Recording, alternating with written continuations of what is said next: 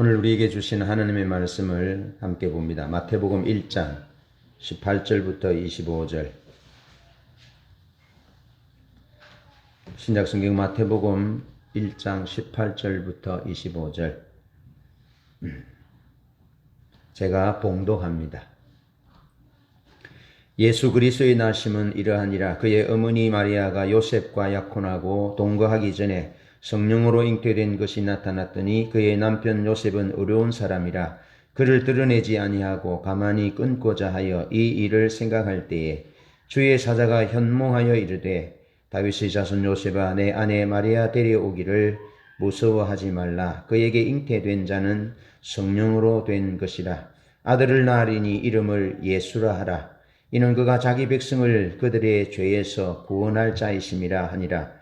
이 모든 일이 된 것은 주께서 선지자로 하신 말씀을 이루려 하심이니 이르시되 보라 처녀가 잉태하여 아들을 낳을 것이요 그의 이름은 임마누엘이라 하리라 하셨으니 이를 번역한즉 하나님이 우리와 함께 계시다 함이라.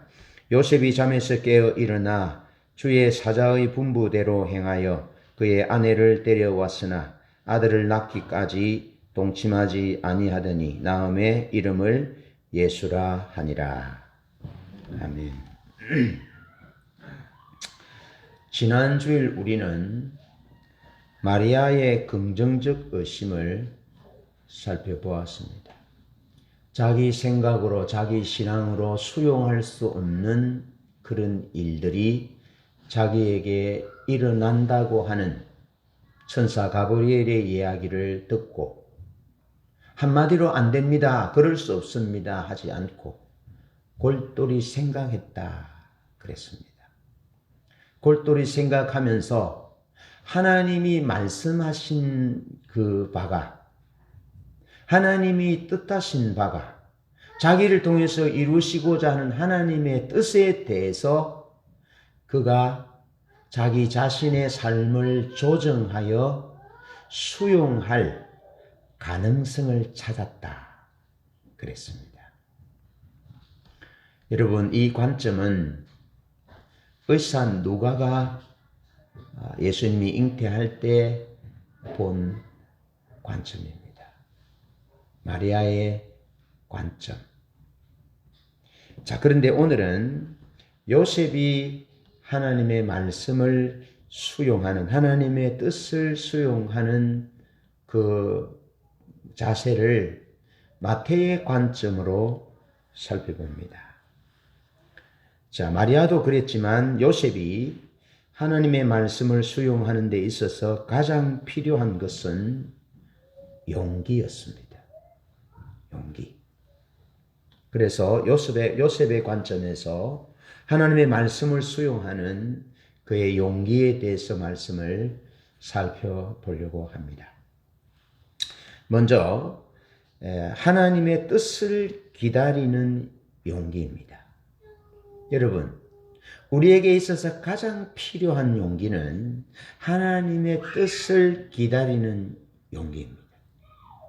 하나님의 뜻 앞에 설 줄 아는 용기, 하나님의 뜻 앞에 머물 줄 알고 하나님의 뜻을 따라서 갈 줄 아는 용기가 우리에게 있어서 가장 필요한 용기입니다. 여러분, 자기 뜻대로, 자기 마음대로, 내 마음대로 하는 것은 용기가 필요하지 않습니다. 그러나 내 뜻대로, 내 마음대로 하지 않는 것은 용기가 필요합니다. 다시 말하면 내 뜻이 아니라, 내 생각이 아니라, 내 관점이 아니라 하나님의 관점과 하나님의 뜻대로 행하려면 자기를 부정하고 부인하는 그런 용기가 필요한 것입니다. 18절 말씀에 보면 예수 그리스도의 나심은 이러하니라. 그의 어머니 마리아가 요셉과 정혼하고 동거하기 전에 성령으로 잉태된 것이 나타났더니 그랬습니다. 요셉은 그 정혼녀 마리아에게 아기가 들었었다는 것을 알았습니다.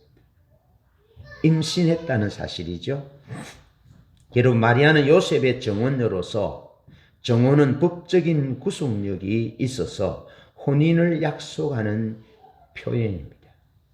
그래서 12살부터 14살까지 혼인정령기였는데요. 한 12살쯤에 약혼식을 합니다. 약혼식을 하고 한 1년이나 혹은 형편이 어려워서 남자가 집을 준비하지 못하면 좀 2년도 걸릴 수 있겠죠. 그래서 12살부터 14살이 유대 여인의 결혼 정령기입니다. 그래서 약혼을 먼저 합니다. 약혼을 하고 약혼한 남자는 집에 가서 집을 준비합니다. 아내와 함께 살아갈 수 있는 삶의 터전인 집을 준비하고 집이 다 준비되면 아버지가 그 아들에게 가서 내 신부를 데려오느라 그럽니다. 그러면 정혼한 남편이 가서 정혼한 처녀를 데리고 옵니다. 결혼이죠. 그래서 1년이 걸릴 수도 있고 2년이 걸릴 수도 있습니다. 그런데 부부 생활은 신랑이 신부를 집으로 데려온 뒤에야 시작됩니다.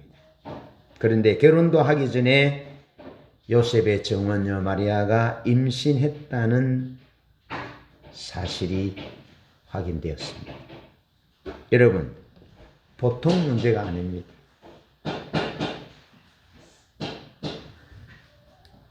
보통 문제가 아니죠. 여러분, 사람들이요, 얼마나 계산이 빠른 줄 아십니까? 가까이 있는 사람이 결혼을 했는데 아기를 낳으면 속도 위반인지 그 헤아립니다. 오래전에 한 지인이 결혼을 해서 아기를 낳았는데 대뜸 나오는 얘기가 속도 위반이라는 겁니다. 어떻게 그렇게 잘 아는지 모르겠어요. 어떻게 그렇게 잘 아는지. 여러분, 정혼은 했는데 결혼식은 하지 않았어요. 그런데 임신한 사실을 알았어요. 그래서 요셉이 부랴부랴 결혼식을 합니다. 결혼식을 해서 이제 아기를 낳는데 사람들이 그걸 잘 계산한다는 거죠. 예, 속도 위반이구나. 예, 하나님 말씀대로 안 됐구나. 그렇게 계산하는 것이죠. 18절에 보면 그렇게 말하고 있고 19절부터 20절에 보면 이렇게 기록합니다. 그의 남편 요셉은 어려운 사람이라 그를 드러내지 아니하고 가만히 끊고자 하여 이 일을 생각할 때에 주의 사자가 현몽하여 이르되 다윗의 자손 요셉아 내 아내 마리아 데려오기를 무서워하지 말라. 그에게 잉태된 자는 성령으로 된 것이라. 그렇게 말씀합니다. 요셉은 결혼식도 하기 전에 아내를 데려오기도 전에 아내가 임신을 했어요. 보통 문제가 아니죠. 큰 문제입니다. 그래서 요셉은 이 문제를 해결하기 위해서 파혼까지 생각하며 고민했음을 볼 수 있습니다. 그래서 이 일을 생각할 때에 그랬습니다. 가만히 끊고자 하여 이 일을 생각하고 고민했다는 거죠. 여러분, 믿음에 많은 사람들은 영혼의 어두운 밤을 하나님 앞에서 고민합니다.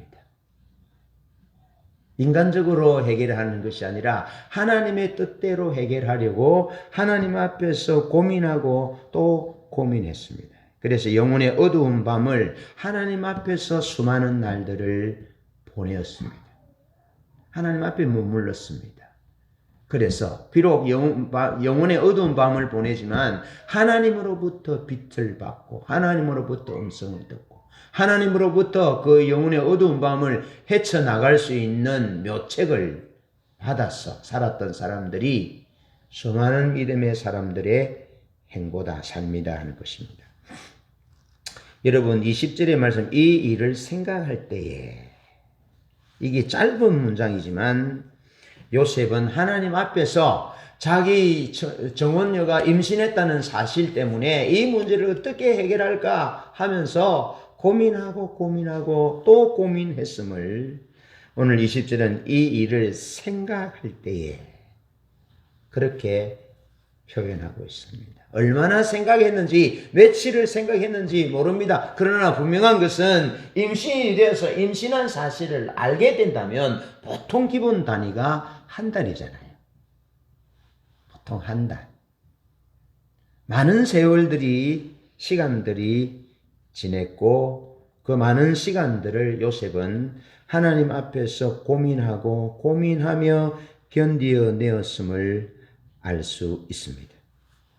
요셉은 가장 암담한 시간에 하나님 앞에 머무릅니다. 하나님 앞에 머무르면서 어떻게 하나님의 방법으로 이 문제를 해결해야 할지, 여러분 인간적으로 해결하려면 고민할 게 뭐 있습니까? 그냥 해결하면 되지요. 방언하면 되지요. 알려버리면 되지요. 자기는 잘못이 없으니까.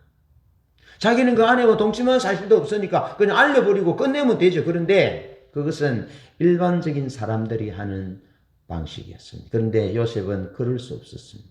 그래서 고민하고 생각하고 그렇게 하나님 앞에서 그 어두운 밤을 보내었습니다. 요셉은 가장 암담한 시간에 하나님의 세미한 음성을 들었습니다. 시편 40편 기자는 이렇게 말합니다. 내가 여호와를 기다렸더니 나를 기가 막힌 수렁과 웅덩이에서 건져내시고 나의 발을 반석 위에 두셨다. 경고케 하셨다. 나의 청춘으로 독수리같이 새롭게 하셨다. 그렇게 또 다른 시편에서는 고백하고 있습니다. 하나님 앞에 기다리고 머물고 고민하면 하나님으로부터 해답이 옵니다. 하나님으로부터 빛이 오고 하나님으로부터 세미한 음성을 듣게 되는 것입니다. 여러분, 믿음이 무엇입니까? 믿음은 예수를 구주로 고백하는 것이지만 믿음은 하나님을 기다리는 것입니다. 하나님을 기다리는 것입니다. 자기가 할 수 있는 것들을 절제하고 그 용기지요. 자기가 하고 싶은 대로 하는 것이 아니라 하나님이 하기를 원하시는 것을 하기 위해서 멈추어 서는 것입니다. 하나님 앞에 기다리는 것입니다. 그래서 우리에게 용기가 필요한 것입니다. 마음대로 하면 무슨 용기가 필요하겠습니까? 자기 생각대로 자기 뜻대로 하면 용기가 필요치 않습니다. 그러나 자기를 절제하고 자기 하고 싶은 것을 중단하고 멈추고 하나님의 뜻을 따라서 살고자 하기 때문에 자기 부인이 필요한 거죠. 그러기 위해서는 하나님 앞에 기다리는 시간이 필수적이다는 겁니다. 하나님 앞에 기다리면서 자기가 깎여지고 자기 내면이 정화되고 비춰지고 그러면서 하나님의 뜻이 어두운 밤에서 비춰오기 시작하는 것입니다. 깜깜한 밤에서 절망적인 상황 가운데서 사면초가의 상황 가운데서 하나님이 빛이신 하나님이 생명이신 하나님께서 세미한 음성으로 빛으로 그에게 다가오기 시작하는 것입니다. 요셉은 그렇게 가장 암담한 시간에 세미한 하나님의 음성을 듣습니다. 꿈을 꿉니다. 꿈속에 하나님의 사자가 찾아옵니다. 하나님이 천사를 보냅니다. 여러분, 그건 꿈이지만 현실입니다. 제가 중학교 때 천사를 꿈을 꿨는데요. 정말 천사를 만날 때 천사가 저에게 그랬습니다. 믿음을 보이라고. 딱 볼 때 천사 얼굴과 내 눈과 천사의 눈이 딱 마주칠 때 그 말이 필요하지 않았습니다. 딱 보는 순간 천사가 심판하러 왔는데 내게 믿음을 보이라는 거죠. 그래서 내가 그 순간에 무슨 생각이 드냐면 내가 믿음을 올바르게 보이지 못하면 나는 이 자리에서 죽는구나. 그렇게 생각했어요. 그러면서 내가 손을 들어서 예수 그리스도는 나의 생명이라고 그렇게 고백했죠. 사실이었습니다. 꿈이지만 그건 사실이었습니다. 그것처럼 요셉이 그렇게 고민하고 기도하고 하나님 앞에 머무를 때 꿈에 하나님이 천사를 보내서 요셉을 만나주잖아요. 그래서 세미한 음성, 주님의 음성을 요셉이 듣게 되었습니다. 하나님의 은혜와 인도하심으로 밝게 빛나는 곳으로 빠져나오게 되었다 하는 것입니다. 여러분, 우리가 무너질 때, 우리가 하나님의 뜻을 거역하고 하나님의 뜻과 상관없는 삶을 살 때는 하나님을 기다리지 않을 때입니다. 하나님을 기다리지 않으면 하나님의 뜻을 모릅니다. 하나님의 마음, 하나님의 계획을 모릅니다. 그러면 자기 계획, 자기 뜻대로 살아갈 수밖에 없습니다. 악인이 불의한 자는 자기 생각을 대로 살아가는, 자기 길로 살아가는 사람을 일컬어서 악인이다, 불의한 자다, 그렇게 말씀하고 있는 것입니다. 여러분, 하나님의 세미한 음성이 들릴 때까지 하나님을 기다려야 합니다. 그것이 믿음입니다. 자, 대부분의 사람들은 하나님의 세미한 음성을 기다리지 않습니다. 하나님의 세미한 음성을 기다리지 않은 결과 자기 마음대로 살아가게 되는 것입니다. 하나님과 상관없는 삶을 살아가게 되는 것입니다. 하나님 앞에서 하나님의 뜻을 묻고 기다리는 것은 참으로 용기 있는 행동입니다. 요셉은 성탄절 주간에 대강절 넷째 주일인 오늘 하나님의 뜻을 묻고 기다리는 그런 용기 있는 믿음의 행보를 우리에게 보여주고 있습니다. 두 번째로 결과를 감수하는 용기입니다. 24절을 보면 요셉은 잠에서 깨어 일어났습니다.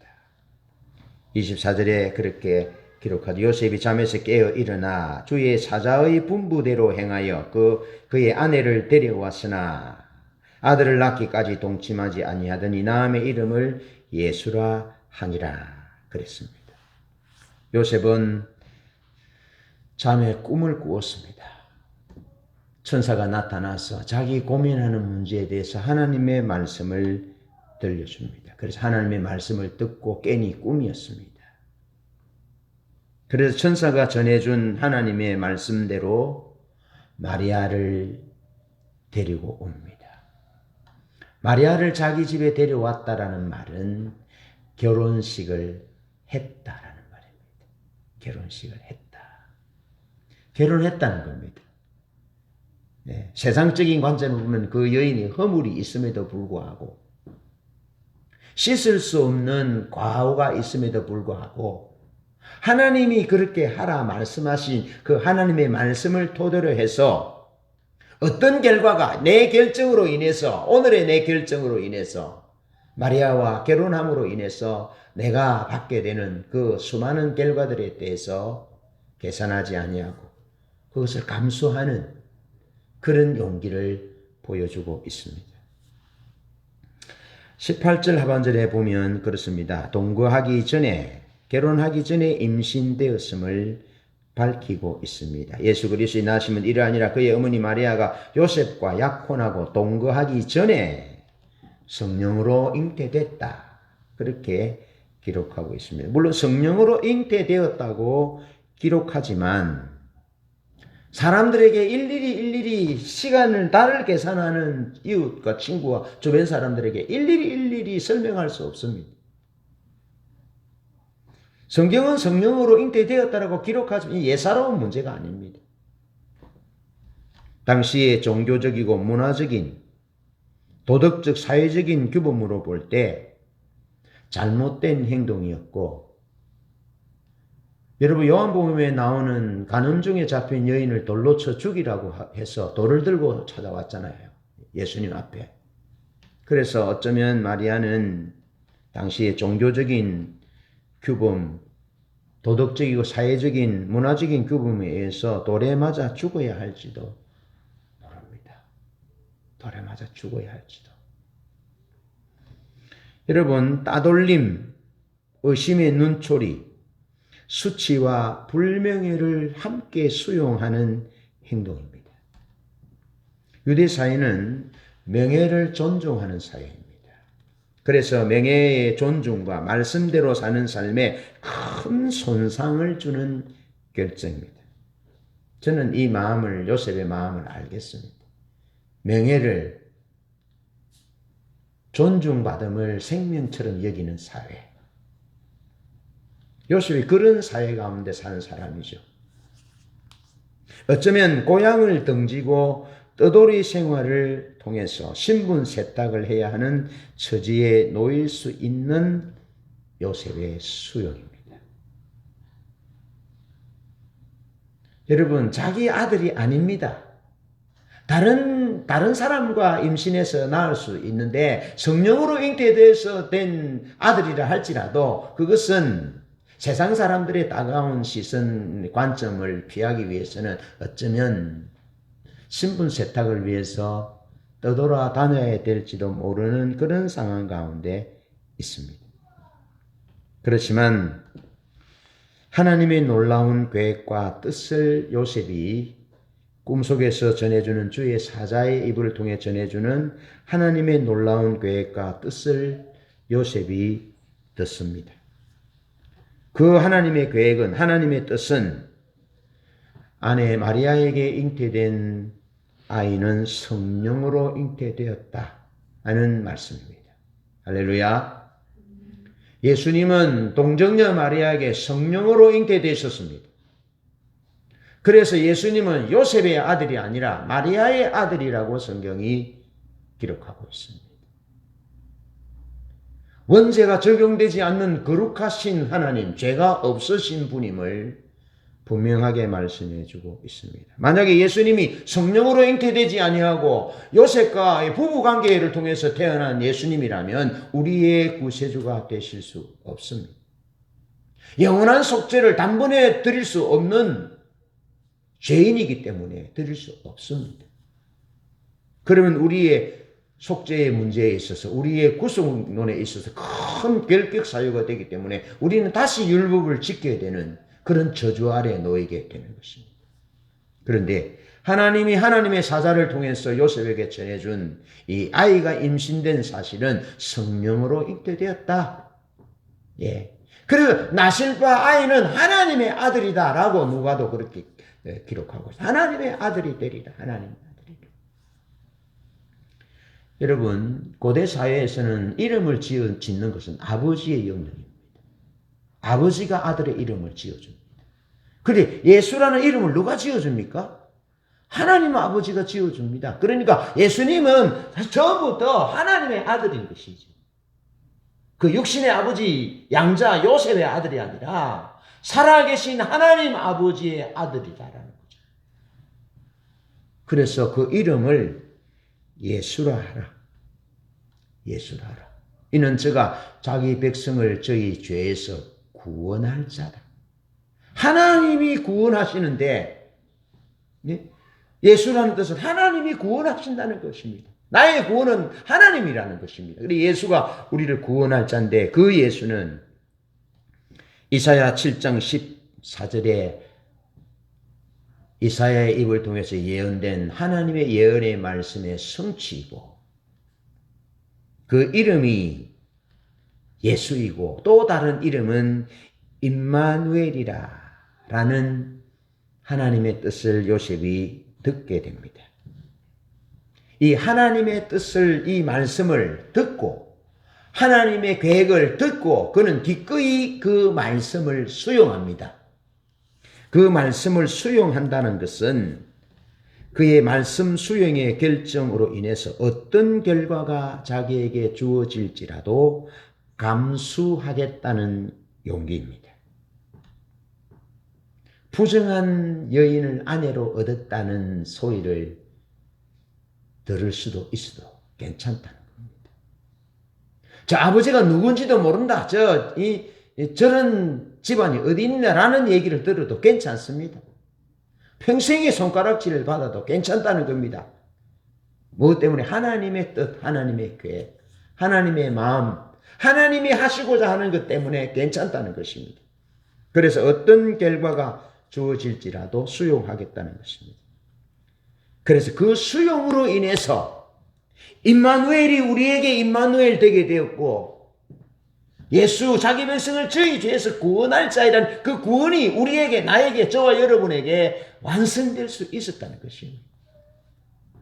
요셉이 자기에게 자기 결정으로 인하여 당하는 그런 그 어떤 결과도 수용하겠다는 그 믿음의 용기로 인해서 오늘 우리에게 하나님이 예수가 임마누엘로 오게 됐고 예수님으로 우리에게 오셔서 우리의 구주가 되셨다는 것입니다. 이런 은혜를 하나님께서 요셉에게 베푸셨다는 겁니다.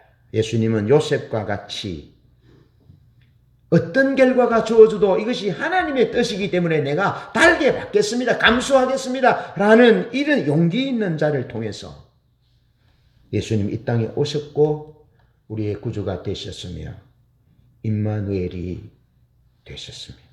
자신의 뜻이 이루어지지 않는다 할지라도 하나님의 뜻을 따르는 행동이야말로 진정 믿음의 행동이요 용기 있는 행동입니다. 마지막 세 번째로 의롭게 살고자 하는 용기입니다. 19절에서는 요셉을 의로운 사람이라고 기록합니다. 공동번역에서는 법대로 사는 사람이라 번역하지만 대부분의 번역본은 의로운 사람으로 번역합니다. 영어 성경은 righteous로 번역합니다. 그런데 마태복음 5장 20절에는 이렇게 말씀합니다. 내가 너희에게 이르노니 너희 의가 서기관과 바리새인보다 더 낫지 못하면 결코 천국에 들어가지 못하리라. 예수님이 산상수훈에서 의를 설명하시면서 마태복음 22장 37절로 40절의 말씀, 내 마음을 다하고 성품을 다하고 뜻을 다하여 주 너의 하나님을 사랑하라. 이것이 크고 첫째 되는 계명이요 둘째는 그와 같으니 내 이웃을 내 몸과 같이 사랑하라 하신 이 사랑의 두 계명, 사랑의 이중 계명으로 예수님이 예수님의 의를 의로운 삶에 대해서 설명하십니다. 너희 의가 서기관과 바리새인보다 낫지 않으면 말하는 이 의를 예수님이 사랑의 이중 계명을 토대로 해서 설명하고 있는 것입니다. 율법적이고 문자가 아니라 그 율법이요 문자 이면에 있는 그 하나님의 원정신, 원뜻에 대해서 주님이 말씀하시면서 그 의로움이란 사랑의 이중 계명을 토대하여 설명하고 있는 것입니다. 그러면서 독일 성서공회가 세계 교회를 위해서 제공한 성경 해석에 의하면 요셉을 의로운 사람이라는 이 말의 의미를 사랑의 계명으로 해석하는 의미에서 요셉을 의로운 사람이다라고 설명하고 있습니다. 그러니까 요셉의 삶은 의로운 삶이었는데 요셉의 삶의 패턴이 언제나 하나님의 사랑을 토대해서 어떤 사건을 바라본다는 겁니다. 자기에게 일어난 문제든지 상대에게 일어난 문제든지 어떤 문제든지 하나님의 사랑의 계명, 이중 계명의 그 관점에서 문제를 바라보는 것입니다. 이것은 굉장히 성숙한 자세입니다. 여러분 20절에서 요셉은 율법이라는 문자에 얽매이지 않습니다. 이 일을 생각할 때에 주의 사자가 현몽하여 이르되 다윗의 자손 요셉아 내 아내 마리아 데려오기를 무서워하지 말라. 그에게 잉태된 자는 성령으로 됐다라고 문자적으로 해석하지 않습니다. 아내 될 사람이 약혼한 여인이 임신을 했습니다. 율법에 의하면 돌에 맞아 죽어야 합니다.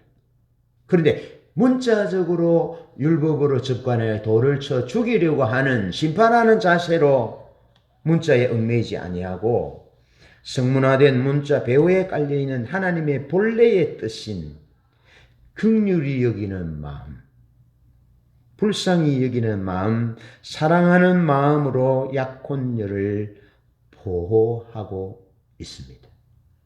여러분, 예수님의 십자가가 우리에게 보여주는 것은 법으로 율법으로 대하면 우리는 다 죽어야 합니다. 다 돌에 맞아 죽어야 합니다. 다 지옥 가야 됩니다. 우리가 아무리 어렵다 한들 우리 모두는 율법의 기준으로 보면 단 한 사람도 구원받을 수 없습니다. 천국 갈 수 없습니다. 왜? 의인은 없나니 하나도 없고 각기 치우쳐 더러운 자가 되고 하나님을 찾는 자가 없으니 하나도 없다라고 말씀하고 있습니다. 아무도 없습니다. 한 사람도 자기 의로 자기 율법적인 행위로 하나님 앞에 어렵다 인정받을 만한 사람은 없습니다. 그래서 주님이 우리의 의가 되시기 위해서 십자가에 못 박혀 죽으신 것입니다. 그래서 바울 사도는 고린도서 1장 30절에서 예수 그리스도 그분이 우리의 의가 되신다. 예수 그리스도 그분이 내 의가 되신다라고 말씀하시는 것입니다. 우리의 어떤 율법적인 행위로는 우리가 절대 구원받을 수 없는데 예수 그리스도 그분께서 십자가에서 우리 죄를 대신하여 십자가에 못 박혀 죽으심으로 그를 믿는 자의 의가 되셨다는 것입니다. 할렐루야. 요셉은 그런 관점으로 약혼녀를 보호하고 있는 것입니다.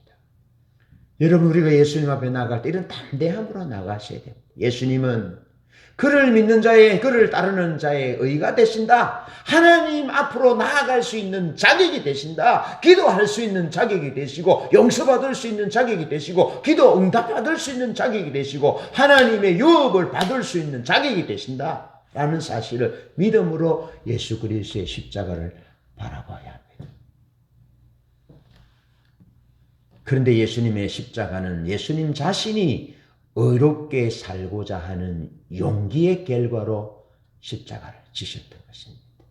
우리를 문자적으로, 율법적으로, 문자 조항으로 우리를 심판하지 아니하시고 자기 자신이 우리를 사랑하셔서 죽기까지 사랑하신 거죠. 죽도록 우리를 사랑하신 거죠. 그래서 예수님이 우리의 의가 되신다는 겁니다. 그를 믿는 자에게 예수가 의가 되신다 하는 것입니다. 여러분, 요셉이 얼마나 용기 있는 사람입니까?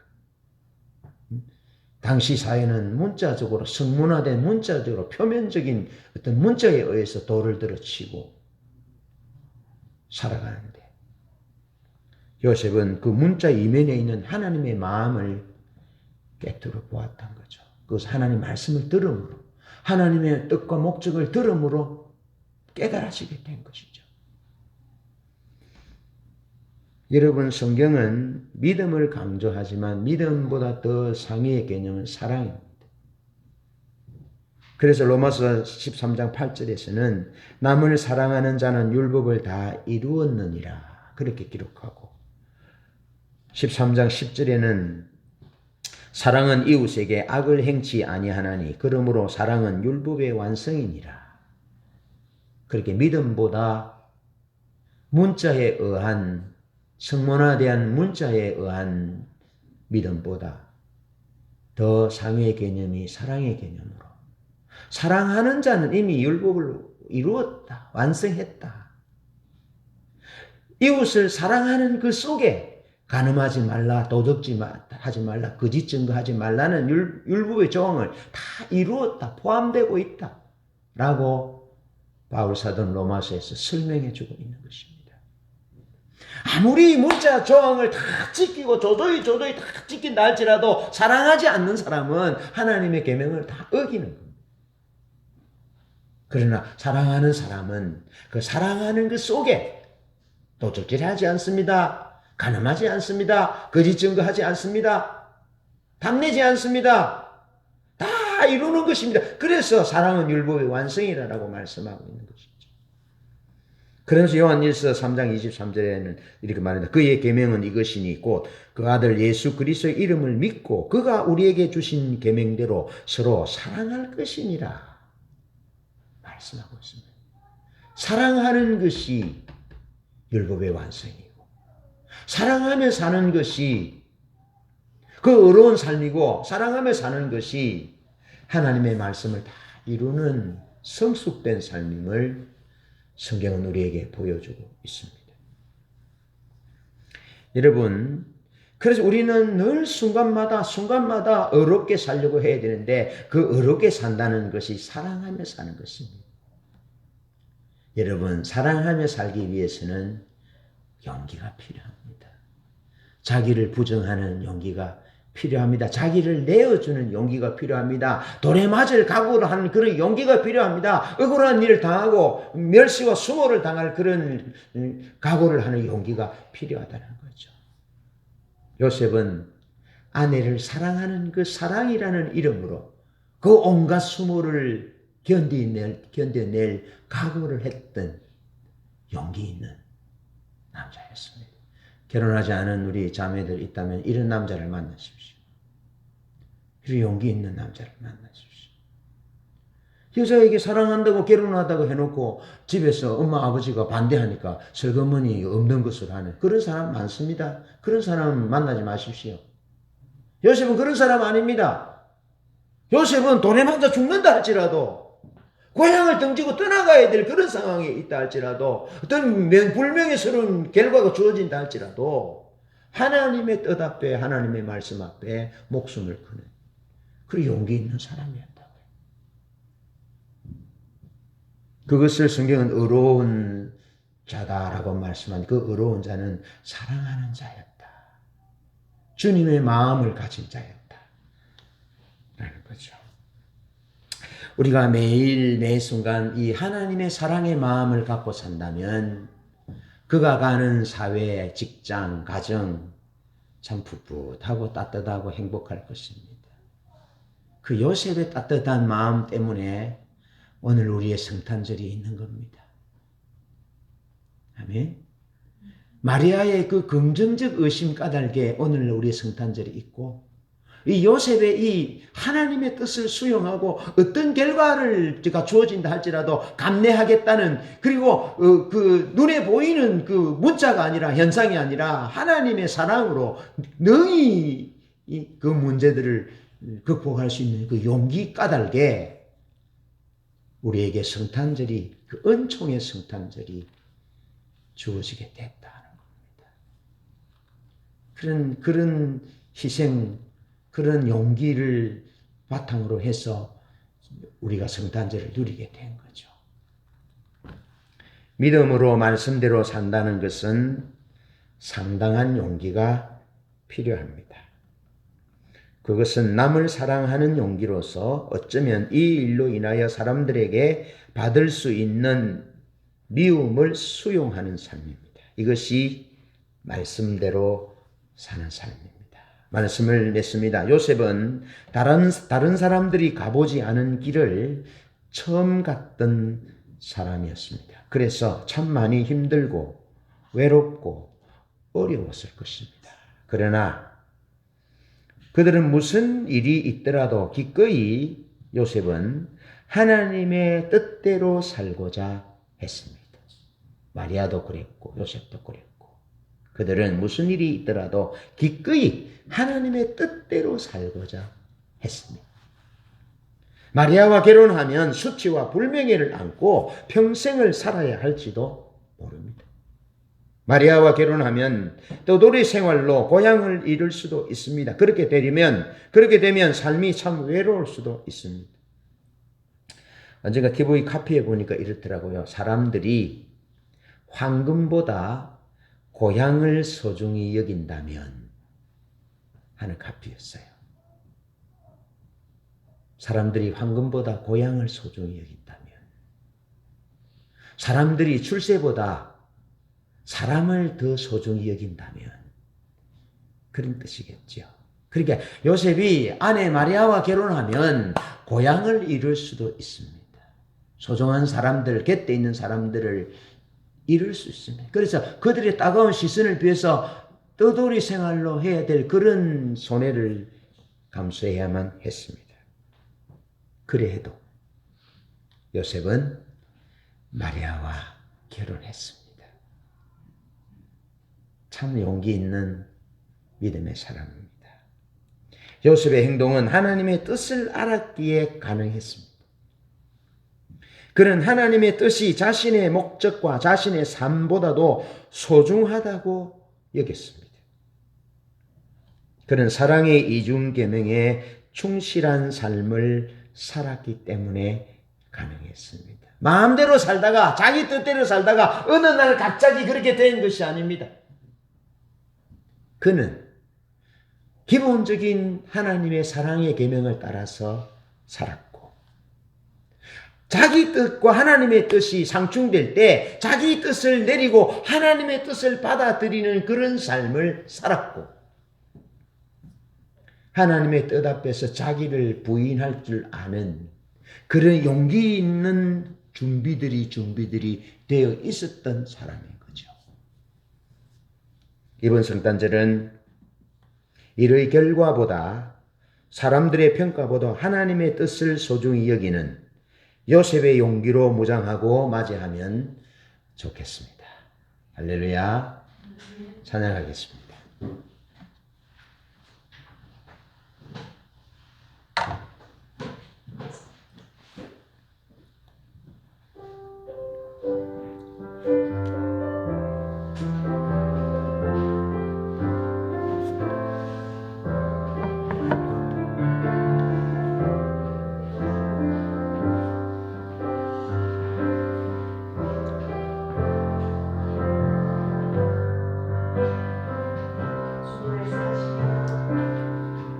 주님 말씀하시면 내가 나가리다. 주님 뜻이 아니면 내가 멈춰서리다. 나의 가고 서는 것 주님 뜻에 있으니 오 주님 나를 이끄소서. 주님 말씀하시면 내가 나가리다. 주님 뜻이 아니면 내가 멈춰서리다. 나의 가고 서는 것 주님 뜻에 있으니 오 주님 나를 이끄소서. 다시 그곳에 나 있기 원합니다. 이끄시는 대로 순종하며 살리니 연약한 내 영혼 통하여 일하소서. 주님 나라와 그 뜻을 위하여 다시 그곳에 나 있기 원합니다. 이끄시는 대로 순종하며 살리니 연약한 내